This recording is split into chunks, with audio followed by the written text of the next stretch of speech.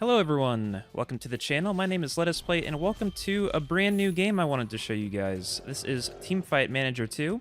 This is actually just the demo for the game. It only came out a couple of days ago, I think 3 or 4 days ago. Today is the 14th of October.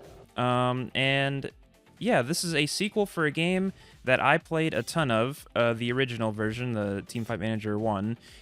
On Steam. It's available on Steam. The demo is free right now, and it's a ridiculously low storage game. It's only like 800 megabytes or something like that.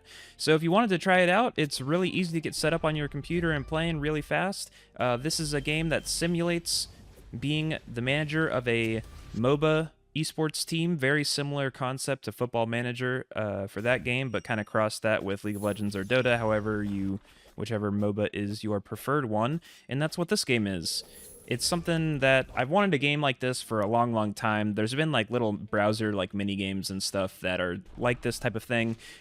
We don't have the full game yet for this, but the demo actually is quite a bit of fun. I've already put like 10 plus hours into it, and I was like, wow, I need to make a video out of this because I'm having so much fun on this game. I'll sort of explain things as we go along, so let's just jump right in and start a new game. So, as you can see, this is the choose a team interface. You can choose a team from 4 different leagues, the main 4 regions that exist at least in League of Legends. These are the main 4 regions that compete internationally. So what I'm going to do, the teams don't matter too much right now. If you actually wanted to go through and look at the players' stats and everything, you'll find that the top players from each of the regions are kind of comparable. You have like you're in the 90s for the starting players on the best teams in every single region. It's not like Korea or China are better than the other ones or anything. And then if you go all the way to the bottom, the team selection is ordered by from best at the top to worst at the bottom. This is where you get your 20s and 30s rated players on all of their stats and everything. I'm not going to dig too much into this at the start, mostly because it's a demo, but also because there's no functionality yet in the demo for like trading players or training them to get their stats better or re-signing them for contracts or anything like that. So none of that is really playable and functioning within the game yet. It's mostly just the game engine itself. You kind of set your lineup, pick your champions, and then play the actual match and use the tactics. There's actual strategy that you can choose for your team and everything. And you do that there's about like 10 games you can play within the demo, and then it's kind of done and you just start over again. So for this one, I haven't really decided on a team yet. I am from North America, so we might as well just choose a team from this region. And let me just look for a player. A lot of these players, the name pool they have for the players is like a mix of players from a bunch of different esports and stuff. Like you can see Reaper is from League of Legends and Haru and stuff, but they have ones that are from other esports. I probably won't recognize them unless they're a very popular name. Most of them that I've seen are from League of Legends, but let's go ahead. Let's see. Let's pick... Is Messiah the starter? No. There's Jackie Love. Is Beryl the starter? Yeah, we have Jackie Love. We have Beryl. Puff, Noxious, and it looks like Metal Kim is our ADC. Let's go with Quantum Rush. I don't have a reason for picking this team. I didn't really pre-plan it or anything, but they're a decent team, but not the best team. I like it. All these game settings on the right are not available in the demo, so if I click on all of these, you can't change anything. These are the only settings available at the time of the demo. But you will be able to change how frequently things get patched. So the champions in the game actually get their stats changed, just like in real MOBAs and League of Legends and Dota. You can change how many new champions get added. From what I remember in the last game, there was something like 20 characters, 20, 25, 30, something like that. I don't remember exactly how many, but it was around that many. And from what I saw on the Steam page for this game, there's going to be an additional 20 or 30 plus more champions added. So there is going to be quite a big roster in this game by the time it comes out. It does look like they have Fearless Draft at least planning to be implemented in this game, which is pretty cool. Double elimination, and then they have it listed as tournament, but that just means single elimination. You can set for your league and for your international tourney. I know myself, I'll be putting double elimination for both of those. Simulation intensity. Okay, I imagine you would always want that on detailed, but it's good to know that you can just kind of make it simple. And then coach training is like tutorial, basically, and we can't turn that off, unfortunately. So there is a bit of a tutorial. But having said that, this is the roster. You can see we have 4 supports. Like, if you go through, like, all these teams have, like, 3 top laners and a bunch of duplicate players, but we're only going to be using 5 over the course of the demo, so we don't really need to be, you know, too worried about what the roster and the ages and the salaries and stuff are for the demo. So let's go ahead. We're going to use Quantum Rush. Let's go ahead and get into it. Teamfight Arena gained immense worldwide popularity. That's the name of the game within the game. I know that's kind of confusing. The Steam game is called Teamfight Manager, and the game that you're simulating inside of Teamfight Manager is called Teamfight Arena, and so now we're playing Teamfight Arena 2 in the new game. Our little helper down here says, hello, congratulations on your new appointment. I'm Cloud. I'm responsible for overseeing the coach training process. So this is the tutorial guy. He'll pop up. He actually doesn't say too much once you get past the first, like, 3 or 4 games. He will pop up every now and then, but let's go ahead and listen to him for now. I've heard you're worried about not having enough knowledge about Teamfight Arena 2. Okay. Once you complete the training process, you'll be fully capable. Let's explain how Teamfight Arena 2 works. So this is the map. The little hands are pointing to the Nexus. They're called relics. Yep, they're called relics in this game. I remembered correctly this time. All right. You select champions, so the characters are called champions in this game. And then they show us this. They have these default names for the characters all set up. Here are 2 additional players added to each team, and then they tell you what the names of the lanes. This game does have minions. So the way that the first Teamfight Manager worked is that you would draft, I believe it only went up to 4 versus 4, and then the champions just fought each other. There was no map, there was no macro, there was no minions. It was just kill score. It was deathmatch, basically. Whoever got the most kills would win the game. And that was the first game on Steam. And so the sequel now has macro and objectives, and there's minions, and we'll see it later, but there's towers and everything. Yeah, so our helper says, separate from the champions, the small units, those are the minions, yep. Each lane has 1 tower, and then eventually at the end of the game, the Nexus has 2 towers, or the Relic, I should say, has 2 towers. Guys, I'm going to be calling things by their League of Legends names a lot, because that is my preferred MOBA and the one that I've played the most, and this game is heavily, heavily inspired by League of Legends. A lot of the player names and concepts in the game have nomenclature that's very similar to League of Legends. So I'm going to get names of things mixed up and call them by their League of Legends names. So you guys will just have to stick with me with that. Just know I mean the same. Whatever the equivalent of those things are in this game is what I mean. But yeah.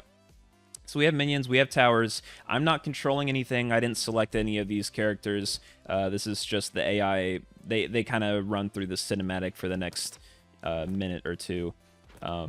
Showing you just kind of what the game looks like. So if you've never played a game like this, or you don't know what a MOBA is, that you kind of get the gist of what's going on.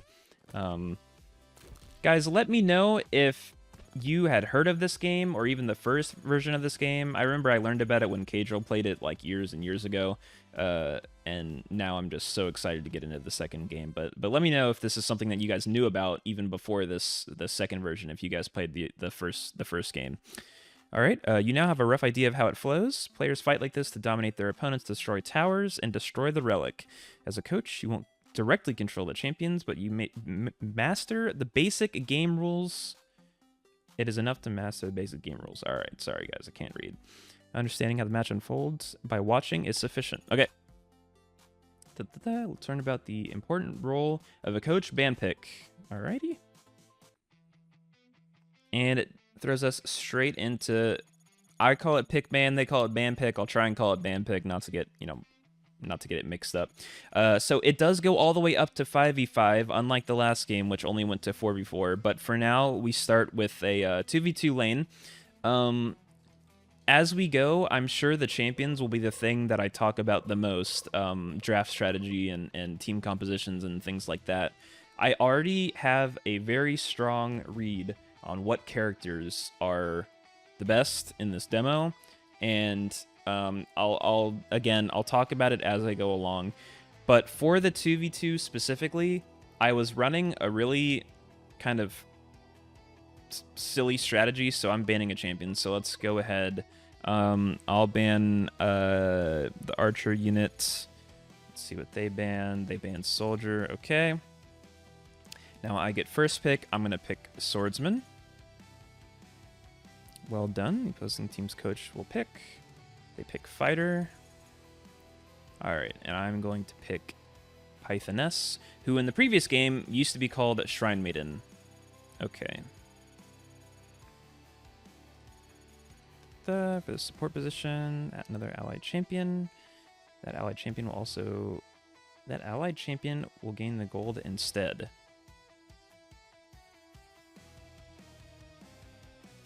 Wait, what? There's another allied champion. Oh, so if the support kills it and there's someone next to them, it gives the gold to the person next to them. I understand. You want to grow faster among the two as the bottom position player. Okay, I didn't even read this the first time I played this game. I didn't even know about that. Okay. All right, so I won't harp on it too much, but the reason I chose the two characters I did in the 2v2 is because the swordsman's ability is an AoE, kind of like a Yasuo Q, just an AoE straight line skill shot in front of him. And in the early levels of the game, this ability one-shots the minions. So you walk up to the minion wave when it crashes, and he instantly clears the whole thing. And then this unit, just think of her kind of like Soraka. She just heals a bunch. That's all she really does. This unit's actually quite weak in 5v5, in my opinion. As there is one other Enchanter champion who I think is also not really super great. But for the purposes of this 2v2, the strategy is basically this guy one-shots the minions, and if the other team fights back, she just heals him so he can stay in lane forever and just push over and over again, push and push and push. So that's the strategy. This fighter character that they have is kind of like Vi from League of Legends. He jumps to an enemy and stuns them. And then this unit is kind of like Lysandra, very low damage CC and slows control mage type of unit. So yeah, let's just go ahead and get into it and see what our first demo is like. So this is the game engine. There's a lot of things I can click on. It might be overwhelming the first kind of game or two that you guys get into it. The first thing I do every game is I click the full screen option down here, and it opens the map to show the entire game instead of these details. A lot of this stuff, like the mini-map, the health bars of the players and the scoreboard get relocated. So if I go ahead and click on it, now their health bars are on the side and the scoreboard is on the bottom, and we get a much bigger view of the map, mini-map on the bottom right, just like in League of Legends as well. So this is the view I heavily prefer, and you can already see kind of what my two characters kind of do, is they push the minions, one-shot the minion wave. The enemy is kind of just has no minions to fight back with under tower, and we just one-shot the tower. This strategy doesn't work too well in 5v5 for various reasons. One thing, like I mentioned before, is this unit, what was their name? Pythoness? Pythoness? She doesn't fight very well, like in 5v5 team fights. So I don't typically like picking her. This game is going to be over extremely quickly. I actually didn't expect this. Typically, in the 2v2, the games last kind of 2 minutes, 2.5 minutes, but we kind of just one-shot their tower. All right, I didn't expect the game to be over that fast, but I'm kind of trying to get through the early stages of the tutorial anyway. You play, I think it's 2 matches 2v2, and then maybe it's 2 matches in 2v2, 3v3, 4v4, and then it goes to 5v5 and you play a bunch. You play like 10 matches in 5v5. So I wasn't attempting to go through that game quickly, but that's just kind of how it worked. But let's keep going. Here's our helper. How was your first band pick? You might feel a bit unsure. You'll get the hang of it quickly. Here you can manage to perform actions to manage your team outside of those matches. Yeah, so this is the main hub. Just like if you've played Football Manager before, you'll recognize this type of a screen with they call the inbox news. I'm gonna stay on the home screen for just a second before I go to the inbox. They have your league standings over here for when you're in an actual full save and you're playing in a league format. Your next match, the player records and KDAs, team records, your organization's finances, schedule. You can see on the left over here, you have things like your roster, tactics, coaching staff, training, streaming schedule. They have all these things. You basically are the head of an esports organization, or the manager, or the general manager, however it is that you want to look at it. And you can trade and sell players and re-sign them to new contracts and train them to become better and try and win the LCS and win worlds. That's the whole appeal of the game. That's the whole goal. So let's go ahead and check out our inbox.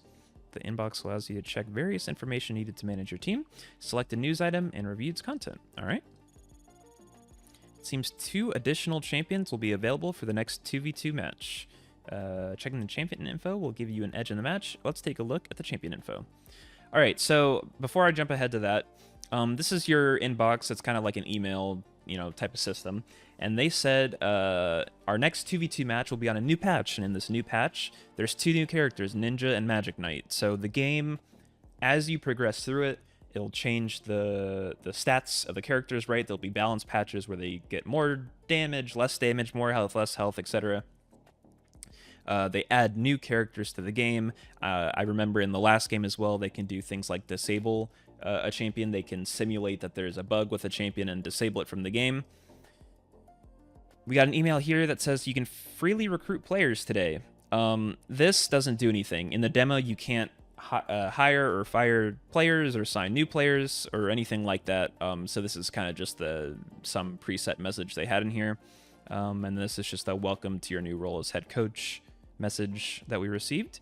So the tutorial wants us to look at the champion info. This is basically like the drafting screen, but it just serves to like if we hover over a character. So if we hover over the fighter character, we can read their abilities and their base stats and everything. Just in case you're playing for the first couple of times and you need information on the champions before you get into a match. This is where you can do that. So yeah, pretty awesome. I love this type of stuff. There's obvious characters that are stronger and weaker than the other ones. The AI will heavily favor some characters over other ones, and sometimes they know which ones are strong, and sometimes they consistently pick champions that in my opinion, are pretty weak. But that's the fun of it, and sometimes they catch you off guard by having a character that you think is weak work out to be pretty good, and vice versa. So this game's a blast, guys. I know there's a lot of people that have been waiting for a game, somewhat like this in this wheelhouse. And it looks like we have a pretty... I will say, after playing this game for like 2 days, this game is so much fun, and it's just a demo. So I can only imagine when there's league systems and buying and selling players and training players that it's just going to be even better. All right. We are in our next 2v2 match. I'll do something different just for the sake of, showing something else. Let's just go ahead and ban one of the characters that we saw in the last game. So they banned Soldier. I'll go ahead and pick Archer. They pick Swordsman. And I will pick... Let's pick Knight. Knight is kind of like a... sort of like a Rammus-style character. She's a tank, and she has a taunt, and when people attack her, they take damage. So they have a mage. This character's sort of like Brand or something. Swordsman... Not quite like a Yasuo, because he doesn't jump around, but he uses kind of ranged AoE spells, but his basic attacks are melee. So it's a a mid-range AoE fighter character. Archer is sort of like Vayne, I guess. She doesn't really do anything besides auto attack, but she's very fast and has a dash ability. All right. This thumbs down. If you take a look at this player profile, you'll see at the very bottom of their page that they have a preferred champion and a non-preferred champion list. In the previous game, this would actually give them stats, So, for example, if this person has, I'm looking at their top stat page here, they have 89 skill hit. Maybe if they're on a champion that they prefer, maybe that 89 goes up to like 95 skill hit and they become stronger on a champion they're comfortable with, for example. In the demo, from what I have experienced, that doesn't actually do anything.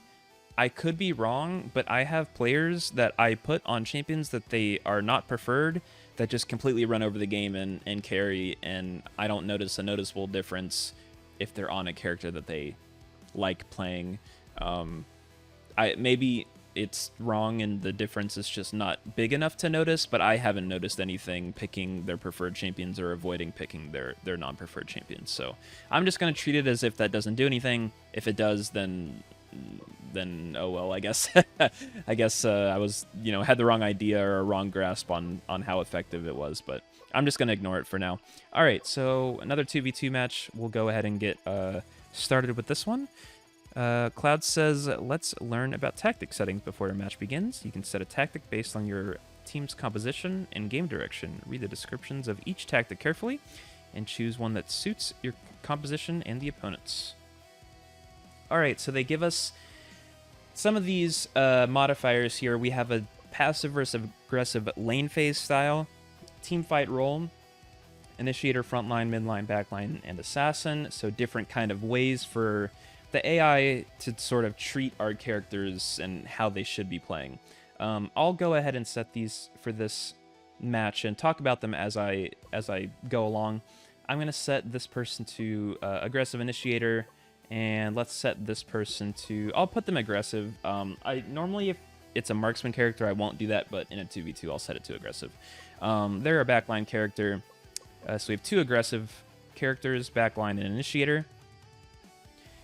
One tip, I guess, I can give you guys from something I've observed is that choosing frontline versus initiator actually has quite a negative effect on the unit that you're selecting it on. What I have found from the 3 or 4 times that I've chosen a unit to be frontline instead of initiator is when a fight happens, when a team fight breaks out, if you have a unit set to frontline, they will stand in front of the team but not do anything. So they will stand in front of everyone and tank the spells from the opponent, but they use their own offensive and CC spells. Like, sometimes they just don't use them, or they use them so infrequently that it becomes like a detriment, that they're not serving their function properly. So anytime I have like a melee champion or a melee unit or a skirmish unit or something that has CC that I want to serve as a functional frontliner, I always choose initiator because they just fight, as you would expect a frontline champion to fight. That's just something I've noticed. If you guys have played the demo and noticed something else, please let me know if you have the same experience. But I have found the frontline choice to actually be quite, bad. Extremely bad. Maybe I have the wrong read of that, or I haven't tested it enough, but that's just what I've noticed. Let's go ahead and get into this match now that I have these details set. We'll go ahead and go to full screen. I don't know if there's a setting to make it do this automatically. Maybe I should check that in the game settings. But yeah, let's take a look at how we do. So they have the unit I was playing in the last game that has the AoE spell, and we get our first kill there. So there are kills, or should I say, you get 300 gold for a kill, just like in League of Legends. There's no such thing as bounties or shutdowns. You can get 20 kills in a row, and if someone kills you, they only get 300 gold. And if somebody has died 20 times, you still get 300 gold for killing them. So there's no punishment for getting like a ton of kills or anything. In terms of if they shut you down afterwards. At the bottom of the screen, you'll notice that the game engine has different, buttons that you can click. It's pretty self-explanatory. There's a blue vision, a red vision, or full vision, which is what I normally leave it on. There's 2x speed, 3x speed, or you can go all the way to highlights like this, where it'll only show you, you know, team fights or people taking towers and things like that. If I'm playing by myself, I tend to go through the 2v2, 3v3, and 4v4 mode using highlights because I want to just get to the 5v5 as quick as possible. But I won't be doing that for the purposes of this Let's Play, but that is something that you can do that if you, so that's the, you know, the choice of how to play that you have. All right, so we're quite a bit stronger than them, but they did take our tower. Remember, guys, this swordsman unit pushes waves like extremely fast, and the minions actually deal quite a lot of damage to the tower. So if the minion wave is stacked up at a tower, it really only takes about 2 waves or sometimes 3 waves to take the entire thing. So the minions actually deal quite a bit of damage to the tower. It's pretty useful having champions that can wave clear in your lanes. I have the camera on manual, so let's go ahead and go back to auto camera. So my unit has 5 kills, but I'm only 700 gold up on my lane opponent, and that's because the towers in this game give an absolute ton of gold. It looks like we're going to lose this one, which is unfortunate. All right, we lost. You can see how much more damage I did. I got 5 kills. They only got 1 kill, but they pushed the wave so fast with the wave clear that they pushed down the tower and pushed to our base so fast that my units couldn't like keep up with it. What I will say, you can run swordsman in a bot lane in a 5v5, and it works fine.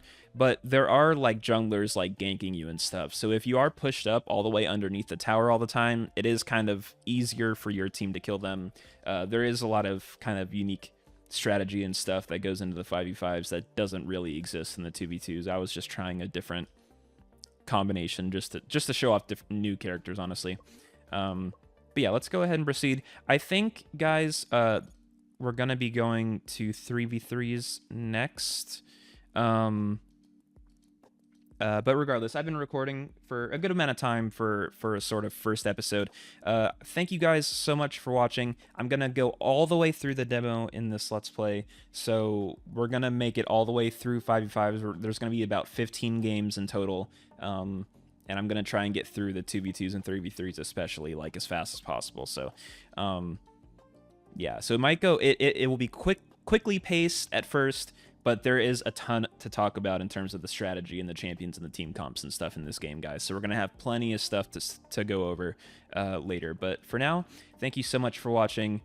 Try out the game for yourself. It takes 2 seconds to download, install, and run because it's such a small game. It is on Steam, Teamfight Manager 2. Go ahead and try it out, guys. I will see you in the next video. Bye.